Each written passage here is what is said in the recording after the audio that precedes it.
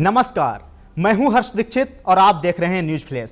बढ़ते हैं आज की ताजा खबरों की ओर। नववर्ष के अवसर पर आयोजित स्नेह मिलन समारोह के दौरान ग्रामीणों व कार्यकर्ताओं ने क्षेत्र की जन समस्याओं को लेकर विधायक रेवदर आबू रोड मोतीराम कोली को ज्ञापन सौंपा। जिला अध्यक्ष के कांग्रेस की अध्यक्षता में सौंपे गए इस ज्ञापन में गांव में सड़क निर्माण, पेयजल समस्या के स्थायी समाधान तथा स्थानीय विद्यालय की चारदीवारी ऊंची कर परिसर में ब्लॉक निर्माण की मांग प्रमुख रूप से रखी गई। ग्रामीणों ने बताया कि इस सड़क और पानी की समस्या से आमजन को भारी परेशानी हो रही है तथा नीची चारदीवारी के कारण बच्चों की सुरक्षा को लेकर चिंता बनी रहती है। विधायक मोतीराम कोली ने समस्याओं को गंभीरता से सुनते हुए शीघ्र समाधान का आश्वासन दिया और कहा कि मूलभूत सुविधाओं से जुड़ी मांगों को प्राथमिकता के आधार पर संबंधित विभागों तक पहुंचाकर आवश्यक कार्रवाई करवाई जाएगी। हमारी खूब इच्छा थी कि હું વિધાયક બને ને એમએલએ બને અને રેવદર में જતરી બી સમાજ રહે વણો હારું કોકન કોક કરું